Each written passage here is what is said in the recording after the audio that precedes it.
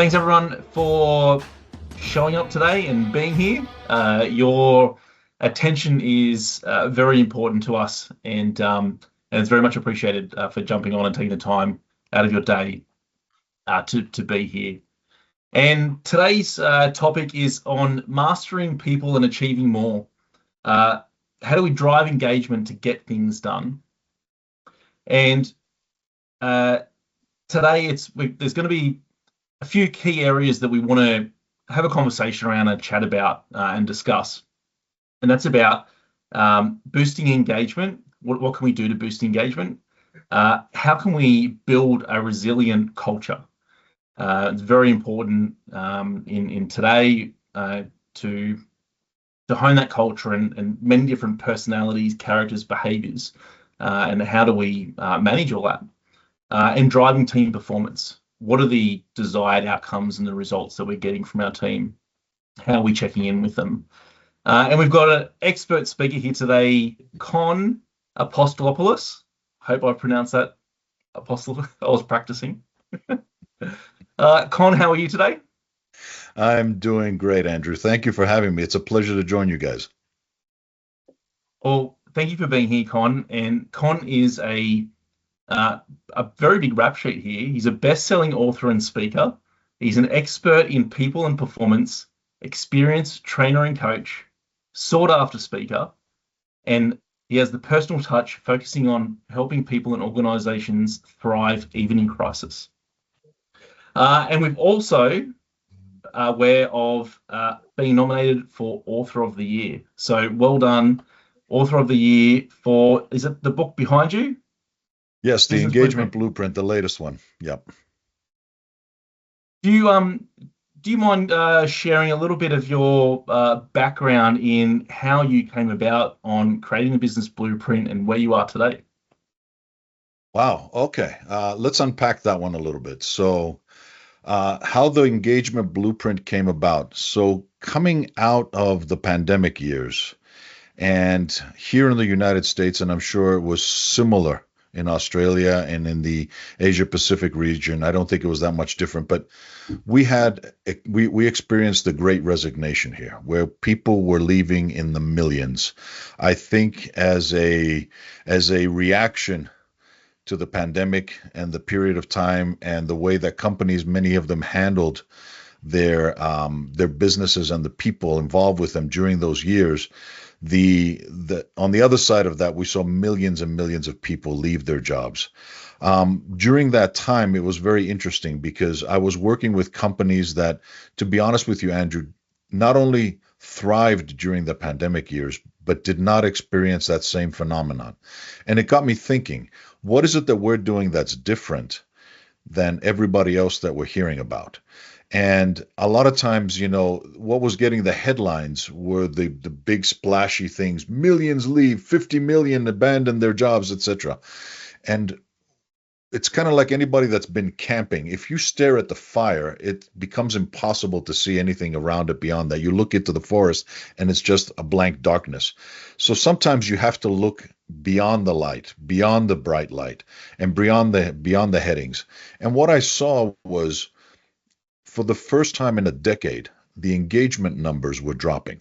What was a steady increase in engagement, people were getting more and more involved with their work. All of a sudden, the trend started reversing. And yet, it held off a little bit during the pandemic. It kind of stifled that a little bit, but it came back even worse, twice as fast after the pandemic. And all of a sudden, what was on the surface, a lot of people leaving, the root cause of that was lack of engagement. And so I started digging into it and tried to understand, what is it that we're doing here with these clients that they not only didn't lose any A players, but they were thriving and they became a beacon for people wanting to land there, coming away from their company. So what is it that we were doing different? And that started my research into it. So over the course of 18 months, I researched the data. I looked at what we were doing. I looked at my history and the patterns. I interviewed some pretty smart people and some successful leaders from across the world. And over that course of time, I sat down and started writing my book with the help of a very, very good team out of New Zealand called Intelligent Inc. And we compiled what I think is a great, great blueprint for anybody that's wanting to really capture the hearts and minds of their people. Because what we discovered is there are four basic drivers. There are four basic drivers. If you aspire to the 80-20 rule that basically says, you know what, there's a handful of things that's really going to drive your business or drive the results that you're looking for. If you do these four things right, it's really going to capture the hearts and minds of your people. And those four drivers are really what drives engagement. So using those, we tested them, we experimented, and we found the validation case study after case study where this was coming to effect. So that's kind of the journey over 18 months, research, analysis, interviews, case study, looking at my own experience, 30 years in the field to really be able to kind of get to this blueprint piece. And so far, it's been very well received. I mean, everybody that I've spoken to, the gracious comments that I've heard back from people, the endorsements from colleagues and people in the industry, the fact that it went to the top of the Amazon list coming out, there are answers there that even a small business owner can take and really apply. Anybody that has people on their team can benefit from that because these are not only employee engagement drivers, they're human drivers. They answer the question about what is it that makes us passionate about what we do. Mm-hmm. That's I think a lot of companies would have experienced a lack of engagement during the pandemic. Even and it was a global phenomenon thing too, right? Like, and it's important that I think when you look at that and you mention that people, it's always people. It's people that drive the business. It's people that are having conversations with each other. They're getting what they want. They're listening for people's needs. Mm-hmm. And I think having, I don't know with Scotty. So System 1357, he said he's an absolute fan of yours, Kon, and because people's right at the Likewise. top of his, at his hierarchy. All right. Yeah. And it's also hard because not everyone likes to talk about people. Yeah. And it's quite a hard subject. And building an environment for people to have the conversations, and do that. So yeah. The fascinating thing is that you talk about a lot of creative people, about people that love systems, that people that want to produce, that want to start businesses. A lot of times they struggle because what they find is it's very hard for other people to care about their business as much as they do. It's very difficult, especially if you are a founder, if you're starting your own small business, or even if it's a bigger business. Being able to find the right kind of people to surround yourself with, people that care about your business, about your clients, about your mission, share in that. That's very difficult to do. I mean, when I'm asked a lot of times, what is it exactly that I do? Because we rattled off a bunch of different titles and everything else, and I'm very grateful for that. But the simplest way for me to explain to people what I do is I work with large organizations, typically companies that are $50 to $500 million in revenue, that have several hundred people working for them. And what I do is I work with the senior leadership team first and foremost, and I explain to them the investment that they've made in their business plans, their strategies, everything else. They spend a whole lot of money and time and resources crafting these beautiful plans about their business. And I explain to them, it's not worth the paper it's written on if you don't have the people to execute it. Yeah, true. All it is a nice binder that you're going to put up on your shelf if you don't have the people to execute it. So unless you are able to develop leaders at all levels of your organization, people that give a damn about what you're trying to do, that can align themselves and their goals with your goals, it really doesn't mean anything. And that's the power of what I do, because I come in and partner with my clients. I become an embedded and trusted partner in the process. And what I do is, if they need skills development, we'll do training. If they need to work on the commitment and buy-in, we work on coaching. If we need to speak to them, to motivate them, to inspire them, to build teams, we'll speak and we'll have those speaking events. And ultimately, we build the systems so everything in their organization, all of their people-related systems, just like Scotty and you have done with your system, we align it so every dollar that they spend, every yen, every euro, every pound that they spend is well spent because it's targeted. Organizations have finite resources. You cannot piss them away. And so I take it very, very seriously. And when I am called in as a steward of those resources to help them make sure that what they do, where they invest that money on their people, because the people are the largest line item on any P&L. For any business owner that's ever operated, the people side of things is one of the highest operating expenses. And what I show them is it should be your greatest investment. Stop treating it as a cost and start looking at it as an investment, but only if you can do this right. I see Scotty shaking his head, so I know that But it's that A is lot true. a of nodding mark. going on. It's so true. Greatest asset, greatest liability. And the difference is the leadership model and the systems you follow and the people development. Right. And everyone knows and understands, but sometimes because you're focused on the day-to-day activities, you need to get a third person in to help you focus on your junior executive training or your senior executive training and getting people up to speed so everyone can be good at their job. So hearing what you're saying, Con, is absolutely perfect. Yeah. But And so it's also interesting. Sorry, no, Con. go ahead, Joe. It's also interesting that when you get somebody in to help you and they actually talk at you, you don't get any benefits.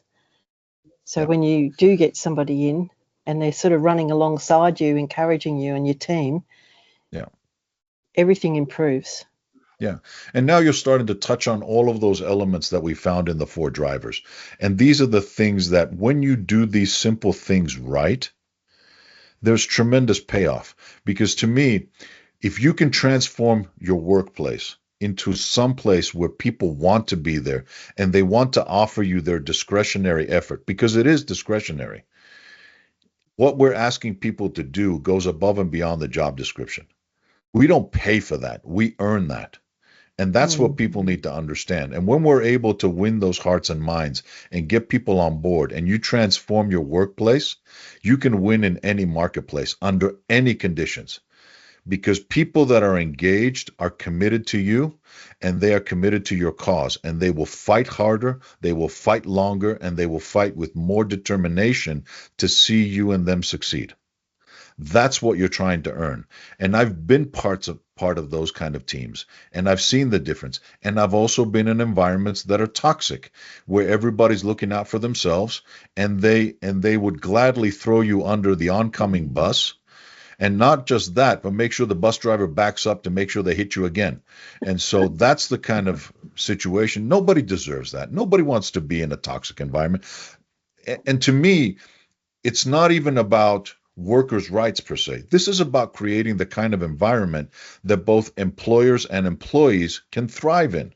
It should not be an either or. This battle has been set up. It's an artificial thing.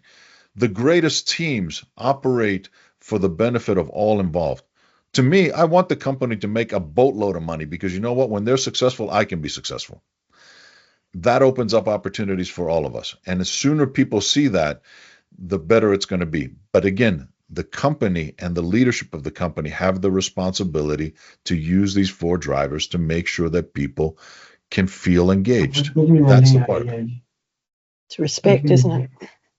Yeah, I mean that's one of the first drivers, Joe. I mean, if I may, Andrew, may I just jump in and we talk about them? Let's identify them, what they are. So, I had a guess. Guess. Uh-huh. You didn't say go them for yet. it. Go. That was my next ask. Let's see how you go, Scotty. Well, I only got 2 down, but I had recognition and involvement would be somewhere amongst all that. If it was not one of the primary words, it's in there somewhere. But the number one system I have is the environment. And I talk about the number one system in business is environment, whether it's be your team or your sales environment, or leadership environment. It's all about environment. So I had a guess it had something to do with that. I didn't want to jump in on top of you because, but at the same time, I didn't want to come over the top at the end and go, yeah. So what I recognize is how alike we are in our thinking and our training and our systems or blueprint that we teach. I love it. Yeah. Well, What's the there are ball? certain yeah, and there are certain universal truths, Scotty, and I will harken back to the days of your success in the real estate business, and when you were doing a lot of that stuff, when you were managing large teams and large groups. Think about it this way: the first driver that we all need, the first need that we have, is the need to feel valued. We all want to feel valued and appreciated in what we do. As leaders, we have huge control over that, and I guarantee you, assuming that there is equitable pay for the services that you're asking me to perform, everything else is non-monetary, because showing people and showing them that you value them has to do with, for example, first and foremost, creating a safe environment, a safe space. And yes, with some of the clients that I work with, the physical safety of the space is important because they work in very dangerous environments, right? Physically challenging environments. Construction, for example, is not, if you're not careful, people can lose limbs, they can lose lives. So making sure that the environment is safe physically, mentally, emotionally, all of those aspects are provided. As an employer, as a leader, I need to make sure that my people feel safe to speak up, to say their piece, to feel like their opinion is valued. That's the first thing, safety under there. And then being included, Scotty, you hit it on the head, making sure that people feel included. So we can ask them to bring their whole self to work so they can bring their best self to work. You don't want to keep putting limits on what people can do and who they are at work. They have to pretend to be something else at work or somebody else at work. You want them showing up and being their authentic self and being at their best. Because when you accept them that way, they will give you their best. And then this also means feeling valued, also means showing people respect. And what we don't talk about a lot is respect comes in two flavors. One is the respect that we show each other just because we're human beings, we're colleagues, we work together, we're part of the same tribe here. That's the natural respect that automatically should be offered to everybody on our team. But there's an added respect that we can earn, and that's that earned respect. When I do something above and beyond, when you recognize me, that goes a long way in me feeling good about things, feeling valued, feeling like, you know what, hey, that extra effort is being appreciated. So safety, inclusion and belonging, respect. The next part of this feeling valued piece, and again, it has nothing to do with money, is showing people attention. Even if you have 5 minutes to meet with them, make that 5 minutes count. Look them in the eye, shake their hand, find a spot where you can have a conversation. Don't just allow all of the distractions around you to take away from whatever time you have put aside for that piece. These are elements that go against showing people value. Make sure that you do that. I remember that, how many times we've been in situations where we're talking to somebody and they're so distracted, they're not paying attention to you. And then finally, if you want people to feel valued, express your gratitude. A thank you goes a long way. A simple thank you. And let them know what it is exactly that you appreciate. If I let them know, Joe, I really appreciate the fact that you took time out of your day to be here. It means a lot to us to have your contribution, your input here. And every time you do that, it just makes our session so much more powerful. Thank you. Thank you for putting it on. And so you see, just that sincere, clear feedback allows. Do you think I'm going to get more from Joe next time? Do you think she's going to show up next time and give me her best? You better believe it. Because she wants more of that. That's human nature. So that's the first driver, feeling valued. We need to feel valued at people. Once we do, that can trigger everything else. So the next part, Scotty, you hit it on a little bit, but it's our need to feel connected. We're tribal creatures. I mean, you show up. If you go to a footy game and you've got 3/4 of the stadium wearing the same jersey as you, how do you feel? All of a sudden you look at it and you go, I belong here. Mm-hmm. I'm a part of a tribe. I'm a part of something. You run into somebody from the same neck of the woods as you. You run into somebody who speaks the same language when you're in a foreign land. You run into somebody who shares something in common with you.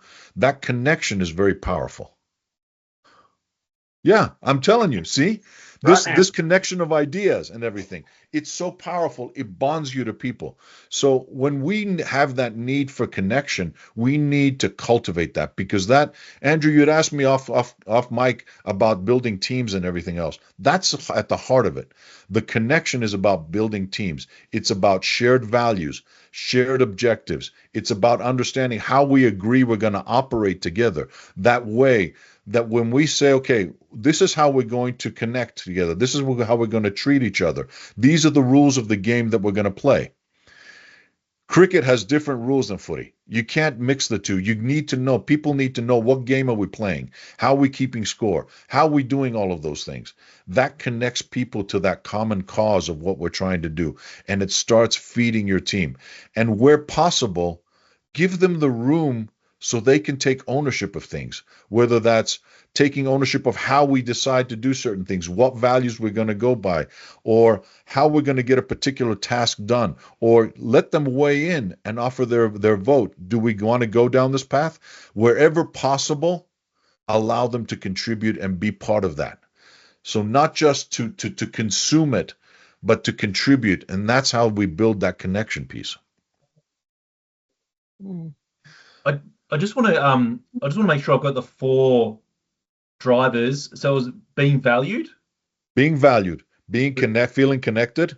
The next one is feeling productive. And the 4th one is feeling supported to learn and grow. That's so important, that one. So far we've covered the 2 of them. See, Scotty's already giving me the thumbs up. So feeling valued, we talked about all of the things that we can do for that. And again, so many non-monetary things. Same thing with feeling connected. Show people the way. Show them how they can be successful individually by helping the team succeed. I see so many leaders, for example, they set up these individual awards and then they wonder why their people operate individually. If you can set up the right incentives, the right goals, the right path for people to feel like they can succeed as a team, they will operate as a team. So the third part, Andrew, is we want to feel like we can be productive. We want to feel like we can contribute in meaningful ways. I explain this in my workshops and in my keynotes. I say, if I was to take a snapshot of us right here now, and then I was to hand it to somebody, one of us, what's the first thing that naturally we would do? Oh, I'll look at it later. Yeah, well, or you might, but most of us will probably look and say, where am I in this picture? If I have a group picture, I want to see, where do I fit in? And most of us, in a big picture of things, we want to see, where do we fit in? It's the same thing when you're part of a team. You want to know, what does my contribution mean?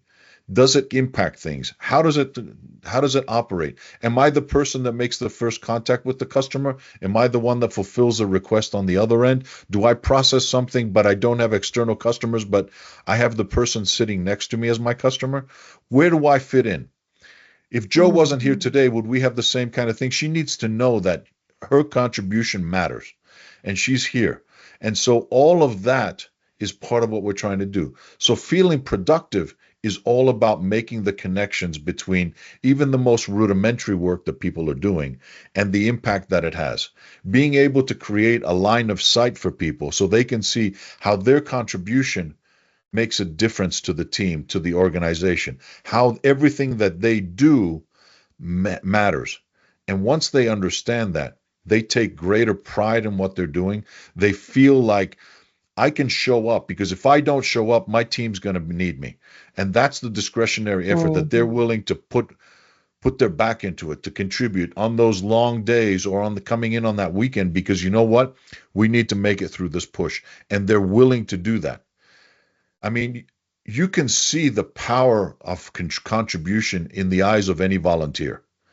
And that has nothing to do with money, because volunteers don't do it for the money. They do it to make a difference.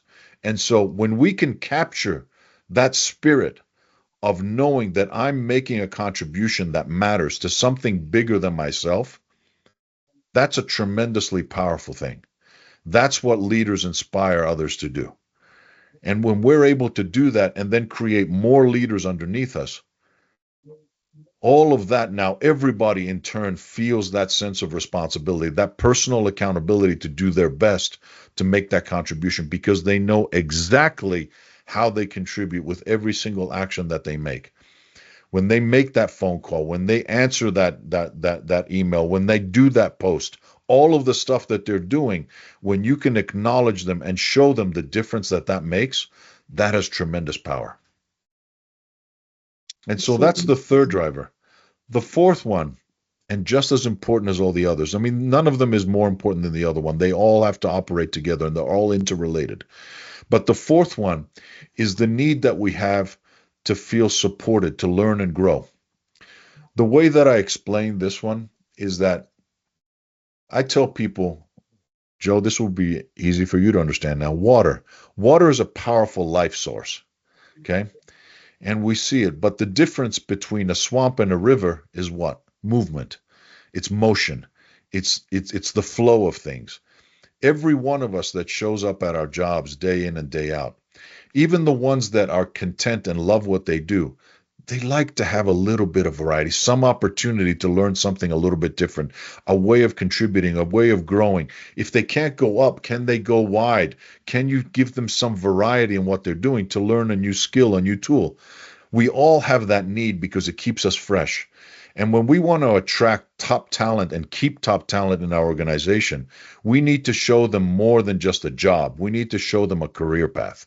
We need to give them an opportunity to say, look, this is where you can be. When Scotty was building his high dynamic teams in the real estate market, he was showing them what they can accomplish, what kind of a career path they can have through the work that they were doing. And I can guarantee you, he got them so fired up, they were ready to go out there at any given time and go sell and go do and service and meet people and make the calls and do all that stuff. Why? Because they can see the connection between everything that they do and the future that they want. And that's the power of being able to set that up. But that also requires us to be able to create workshops, learning events, things that they can do on the job to learn in a very purposeful way. When I show up and I know that, you know what, hey, you're giving me this assignment as my boss. You're delegating this to me, not because you hate me, not because you don't want to do it, but you're giving me an opportunity to learn a new skill, a new way to do this. And so to me, I'm learning on the job. It could be by pairing me up with somebody that's more successful in this area than I am, so they can mentor me or coach me. And finally, it could be through formal workshops. But the ratio that I encourage my clients to have is a very simple 70-20-10. 70% learning on the job, 20% through coaching and mentoring, and limit that 10% for those select times where you want to send somebody to a more formal structured workshop. That way, you're creating enough in there that people feel empowered to learn, they show up. You're creating an organization that is constantly has a growth mindset. Not just a fixed thing. Well, this is the way we've always done it here. This is, I mean, those words kill any culture.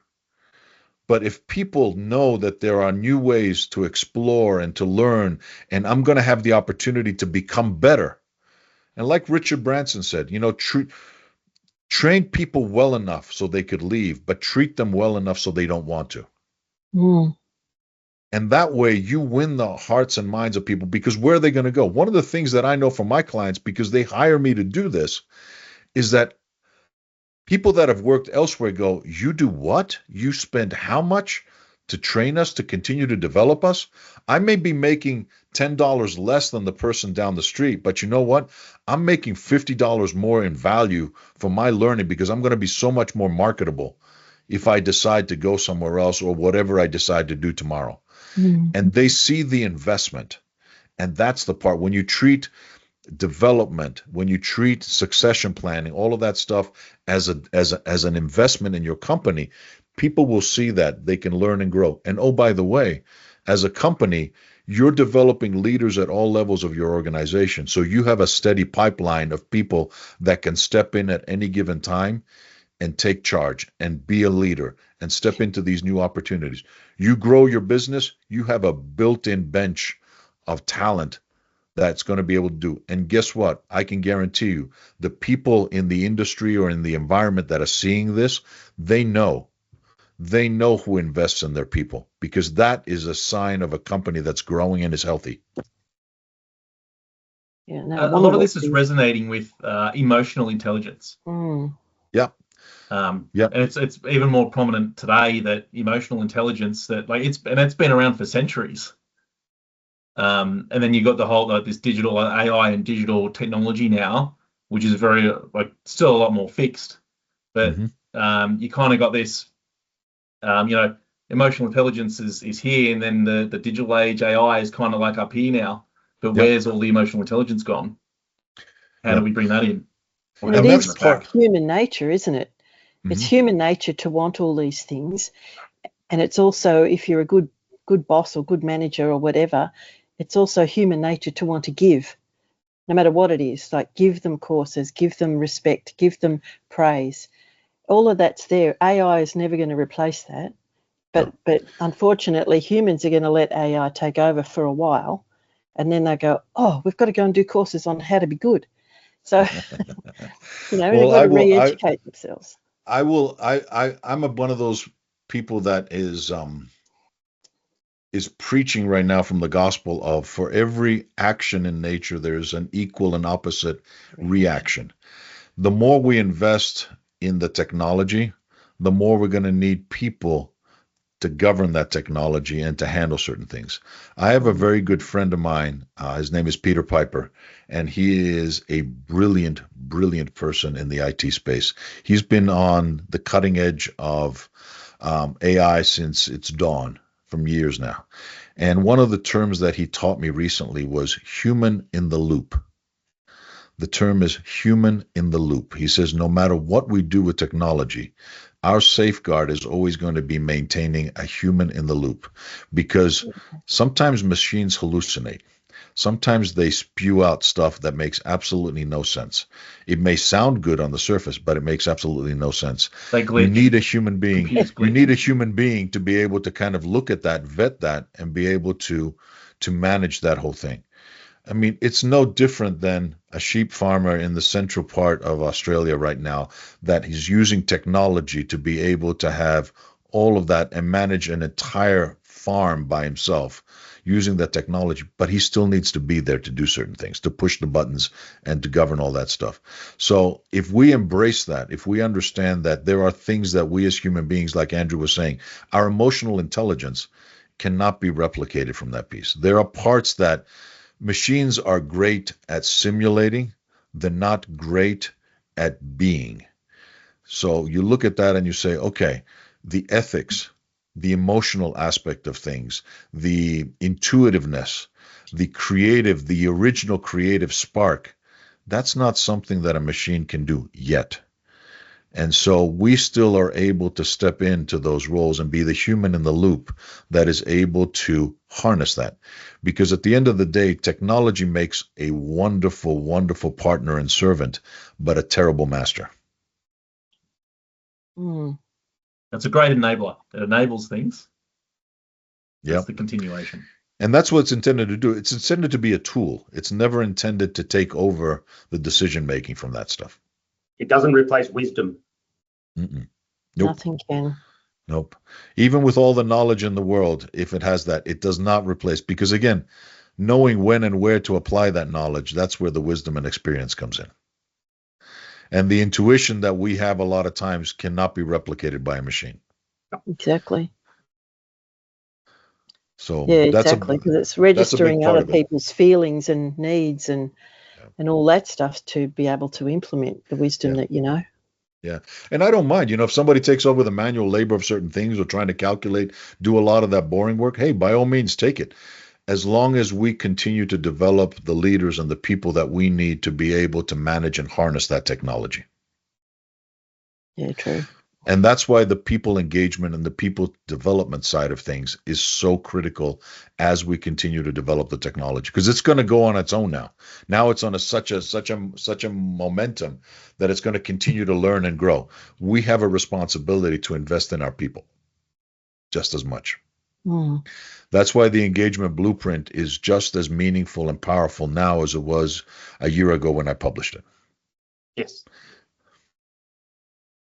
I read a piece the other day that no one has an excuse to be busy now because everyone's got to be more creative and productive.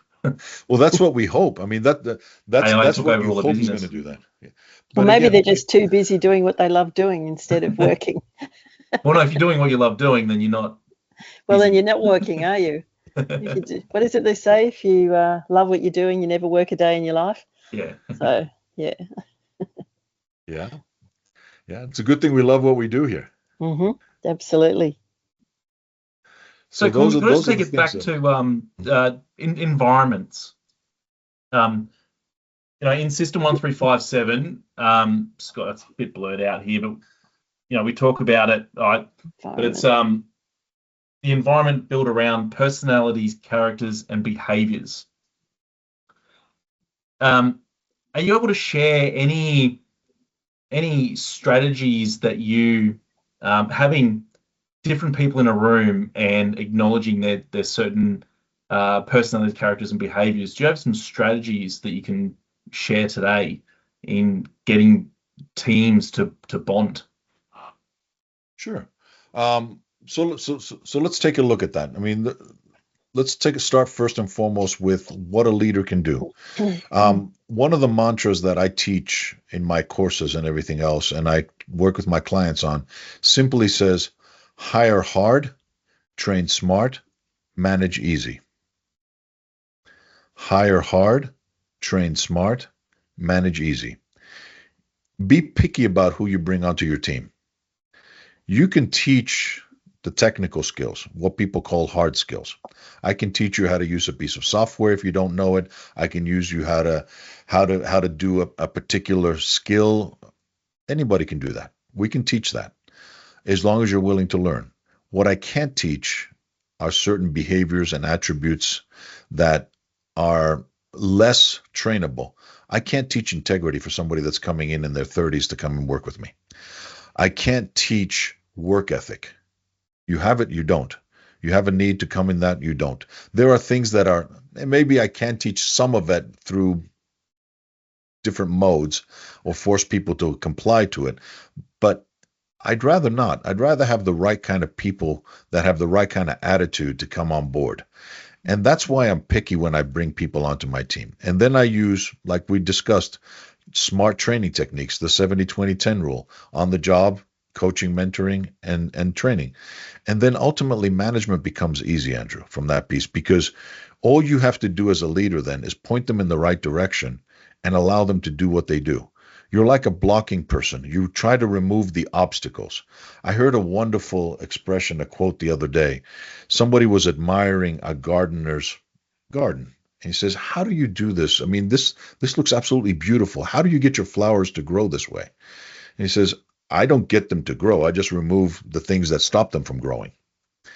And it's the same sort of thing with us in our job. If we remove the obstacles and the things that get in the way, then people will blossom from that if we've picked the right people in the right situation, right? So from that piece, let's start with that premise. But inevitably, teams go through their own evolution. When you first start out with a team, everybody is in that forming stage where they come together, everybody's polite, it's the honeymoon stage, you're working together, you're excited to meet each other, you're a little apprehensive. And shortly after that, once people start getting into it a little bit, they get into the storming phase. And everybody's jockeying for position and everybody's trying to get their way of doing it. You're past the honeymoon stage, and now you're starting to have the clash of personalities. As a leader, you have a responsibility. You need to continue to provide strong direction and structure for them, but you also need to be coaching and supporting them to kind of move them outside of that conflict to see how they can line up and make sure that everybody sees what the benefit is to working together, so they can then move into the norming stage and ultimately beyond that into the high performing stage. So teams go through this evolution and it's constant. And anytime you change a team member out, you start all over again. And anytime somebody retires or goes away, you start all over again because the dynamics change. It's a constant battle, if you will, of balancing it. It's like anything else. I'm trying to balance something on a very thin piece and it's on the knife's edge. But that's the job of a leader. That's what that's what we're here for. We're not here to be super doers. That's the problem that I see with too many. They try to offset labor. They try to be the best performer on their team. And I keep telling them, that's not your job anymore. Your job is to manage the team dynamics, the direction, the mission, everything else. Your success goes through these people. Stop trying to be better than them at what they're doing. It's so true. Even away from an actual business, I run a business networking group, Mm-hmm. and within that, because most of my attendees are sole traders, mm-hmm. there's people in there I have to keep apart, and others that I meld together, and then they go on and collaborate with each other and things like that. So it doesn't really matter what you're doing. It doesn't have to be work as such. Mm-hmm. But I mean, as the leader, you have to be the one in the middle of the seesaw. Yep. So that you're not telling them what to do or anything else, just guiding people, hopefully to allow them to blossom. Yeah. But think about it, Joe. Why are they there? Why are they there at the networking group? Well, to connect and improve, I would hope. So they have a common goal, all of them. When you can remind them of why they're there, that common goal, your job just became a lot easier. Because now you're not dictating what it is. You're saying, look, my job is to help you be successful. And that's what you're trying to present them with. For many years, I mean, part of the reason why I'm known as Coach Kon, Joe, is not because I coach executives. And that's not the only reason. It's because I coach kids. And I coach soccer. And I coach the next generation of leaders, and primarily female leaders. And I love doing that. And so for more than a decade now, 12, 13 years now, I've been coaching teams and players and student athletes at all levels. Kids that just coming into the sport that just want to stay out of trouble and want to play with their friends, all the way to kids that are competing for scholarships and to get into the pros and to get into part of the Olympic development program. So I've seen it all from that perspective. But there are certain things that are the same. When I start off with a team at the beginning of the season, you know what one of the first things I do? I ask them some simple questions, and I said, what do you want to get out of this season? What's your goal? And then what's your goal for the team? What do you want this team to be, this environment that you were talking about, Andrew? What do you want this environment to look like? How is it going to be so you can thrive? And then what are you willing to do for that? What are you willing to do to make those two things happen? And I collect that information and we start out. And I take that. And so when I'm working with the kids in practice and I'm working them hard and they start, oh, coach, I don't want to do. I'm like, this is your goal. It's not mine. You just asked me to help you. My job is to help you. I signed up to help you. If I have to motivate you to be here, that's not my job. That's right. That's not my job. You said, I want a scholarship, coach. I'm willing to do this to get to the scholarship. I'm willing to do this to be on a winning team. I'm willing to do this to get to my goals and see my team succeed. All I'm doing is facilitating that. Yeah. Does that make sense? If you look at your networking group the same way, you've got a whole lot of professionals, solopreneurs, people that are solo traders that you're talking about. They're there to succeed in their business, to make connections, to see who can I partner with to help move my business along, who's going to make the introduction for me, how can I serve that person, all of those things, right? Yeah. If you allow them to remember what brought them there and say, my job is to help you get there, your job just got a lot easier. Yeah, that's so true. Because if you treat them like kids, they're going to act like kids. Sometimes you do want to give them a smack, don't you, Andrew? Some people at networking events. Look, it's good to be a kid sometimes too. Don't get me wrong. Absolutely. I've been a kid sometimes. Don't allow the temptation, Joe. Don't allow the temptation to take over.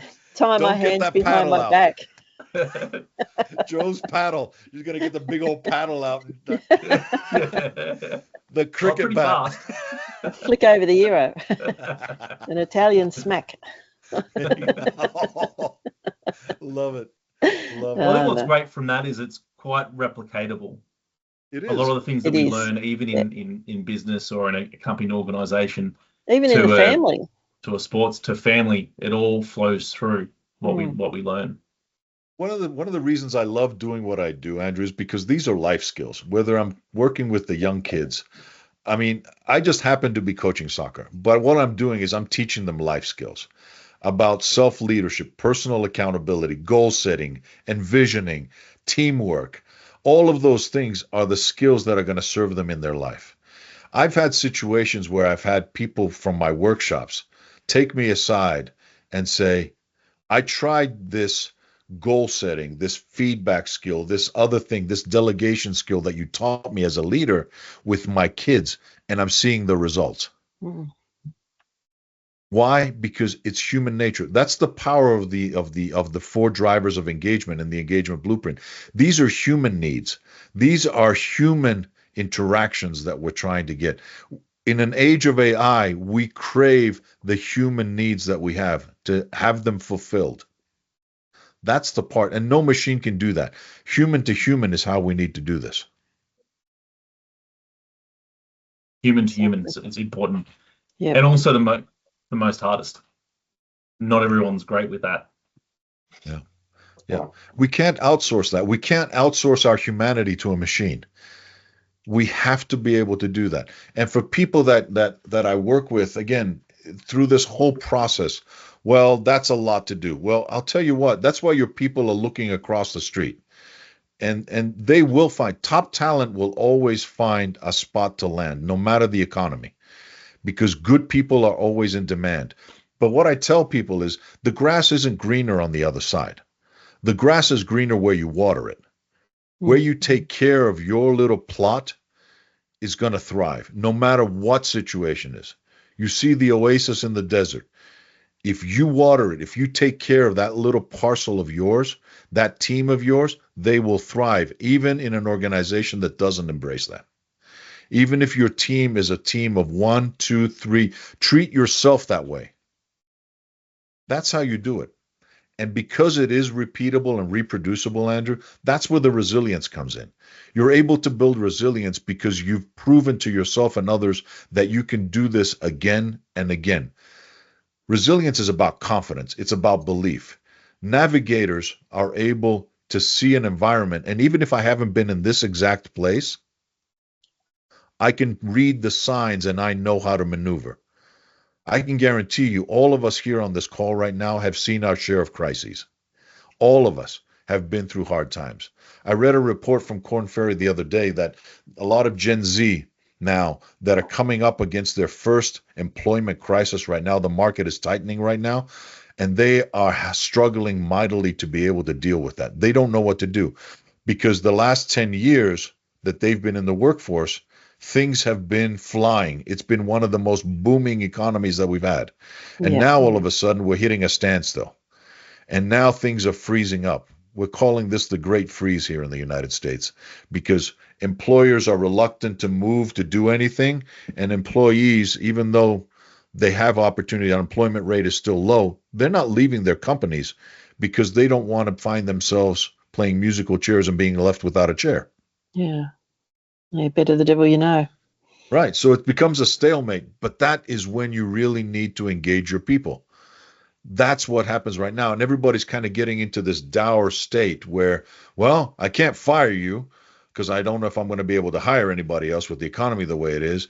And they can't leave, so they can't really give the finger to the employer. So they're like, I'm stuck with you. And now everybody's in a transactional place. Now is the time to truly invest and win your people. It's not about replacing them. It's about, can you get the best out of the team that you have? I like what you mentioned about the grass being greener where you water it. It's exactly it. Don't stop coveting something else. Stop. I mean, I've had people, whether it's in sports or in the business place. Oh, if I only had this person. Oh, that person can't do that. Why? Have you taught them? Have you trained them? Have you motivated them? Have you engaged them? Because everybody has their go-to people, those 2 or 3 people close to them that they want to work with all the time. Guess what? you're overloading those 2 or 3 people, and everybody else is sitting around twiddling their thumbs. And when you need that bench player to come in and play because somebody's injured, because somebody's not available, because somebody got red carded, now what are you going to do? Now you're going to complain that they're not ready. How about preparing them? How about you invest in that person? If they're not at the end of the day willing to come meet you halfway, then by all means, at least you know who you need to replace off your team. That's the awareness. Smart leaders know what the lay of the land is. I was Yeah. that versatile player on the weekend. I got subbed on because I play soccer here, and I got subbed on for 10 minutes. Someone then got off, and then they were talking to me, and I said, like, I was just getting warmed up, and then you subbed me off. But Yeah. it was just a quick one. But I said I was just getting warmed up and into it. But I was trying to, and then you feel bad because you couldn't be your best, but I only had 10 minutes. Yeah, it's just But not that's the long thing, enough Andrew. or enough time. Yeah, but that's the thing. If I give you the opportunity to kind of build up that strength, show me how you can do over time. The 10 minutes becomes 15, becomes 20, becomes a half, becomes a starting position. But even if nothing else, if I've played you enough and I know what I can expect of you, in a pinch, I can put you on there and I know what I'm going to get. Yeah. And you know what you can contribute because you've got the confidence. That's right. Reliability as well. We're getting there. But that's 15 the minutes secret next time. sauce. That's the secret sauce. It's the people. The technology is going to be everybody can access ChatGPT now. Everybody's got that stuff. The difference is, who do you have on your team that's a difference maker, that's a winner? And are you cultivating those people? Are you winning their hearts and minds? Because again, when you can do that, you're going to win in any marketplace. They are your competitive advantage. And getting them fired up is so critical. Just as critical as not burning them out. And that's a big one too. But Yep. burnout's been quite a large issue. Correct. And that's the part. And burnout is nothing more than unmanaged stress, unmanaged workloads. But if people don't feel safe enough to say, boss, hey, I can't do this. I can't take that on. It's by default, leadership will always try to get more out of their people because they think they're being cheated. That's just the mentality that most managers have, especially middle managers. They think they have to expect 150% all the time just to get 100. And it's an old school way of looking at it, and it's the wrong way of looking at it because that's going to burn out your people. You cannot run an engine. For anybody that's driven a vehicle or operated machinery, you cannot run it in a red line constantly. I can understand you having a push because you've got a big sale or because you have a need, this big client, you've got something that you need to overcome. But if you're already operating at the extremes, you've got nowhere to go. You got to take your foot off that throttle every now and again. You got to give people a breather. You got to give them those ups and downs and expect that. Expect that not everybody is going to be operating at 110% all the time. And it probably leads into building that in, coming back to environment, to create that environment for people to speak up. Correct. Number one system. What was it? Boost engagement, build resilient culture, and driving team performance. And your 4 drivers were awesome to hear. Loved it. Absolutely loved it. Mm. Well, I figured it would resonate with your thinking, Scotty. Oh, magic. We're going to have a conversation after this, and it's going to be a good conversation, trust me. So those are the things that we try to do, because if you can do those, right? I mean, I wrote my latest, I have a couple of newsletters that I write for my group and for LinkedIn. And one of the things that I use the parallel, the metaphor of a fire. A fire can light warm up our house, can create light for us, can warm our meals, cook our meals, do all of those wonderful things. But if you don't tend that fire right, if you allow it to get out of control, it's going to burn your house down. And so understanding, I talk about engagement as igniting the spark, that first flame, that piece of winning people's hearts and minds. I talk about resilience as the ability to tend the flames over time, to tend that fire over time. And I talk about performance as fanning the flames, as really getting to that next level, because you need to fire them up at times. But again, everything has to be done in such a way that it's not burning your people out. You cannot afford to do that. You can't go through all of your wood in one sitting. You can't afford to do, you have to do it the right way. And that's where the magic of leadership comes in. That's the leadership that I'm trying to instill in the people that I train, that I coach, that I consult, that I speak to, all of those things. That's the consistent message.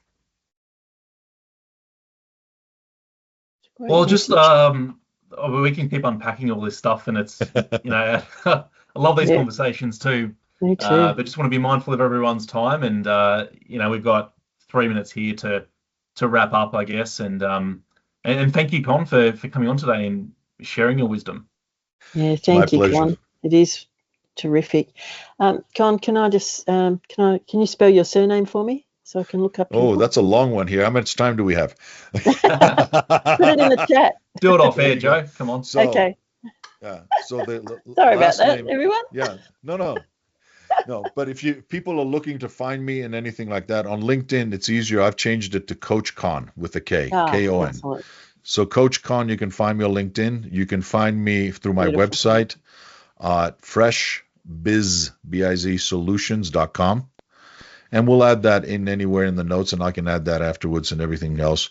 But those are the places where people can find me. And if they're interested, go pick up your copy of the Engagement Blueprint. I think the stories in there alone, the interviews with some of the amazing people that I've talked to, people that have been chief HR officers for big brands like L'Oreal and McDonald's and Pepsi, that have had hundreds of HR people with them, to female leaders in a male-dominated environment and how they've succeeded leading their teams in circumstances that are very unique. All of those different things. I mean, what it takes to manage an operation, a manufacturing operation, in a global scale with factories all over the world and in different cultures, and how treating people the right way transcends continents and cultures and boundaries. Because again, these are human needs.